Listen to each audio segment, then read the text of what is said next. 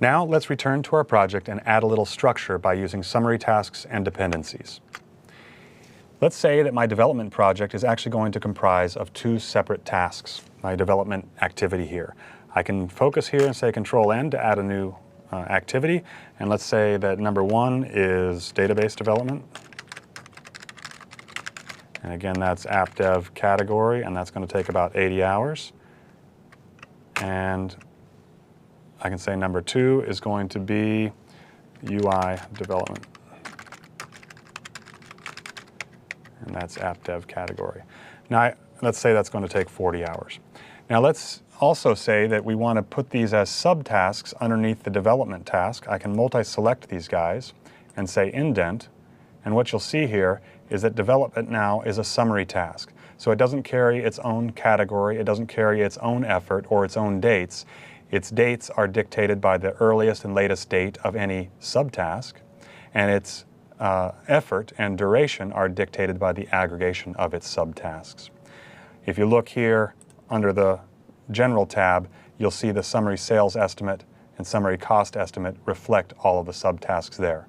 That's true no matter what level in the hierarchy I go up to. These summary tasks can go as deep as you need them for your planning purposes. So if I go up to the very top, I'll see my total sales and costs for the entire project. If I go down to a leaf level task, I'll see the total sales and costs for that individual task. Now, another thing that can help me plan out my project is to use dependencies. So let's say that I don't want my database development task to begin until my planning is complete. That's where I can come into my predecessor and I see the WBS ID that we talked about earlier, and I'll choose planning to say that I can't start until that task is complete. Likewise, I may chain this that the UI development needs to also wait until my planning is complete, but does not require the database development to be complete, and that my deployment has to wait until the entire summary task of development is complete. Now you can see my start date and my finish date more accurately reflect the start and end date of the project based on the way the work is actually going to get done, and I've structured my project in a way that is easier to manage and view.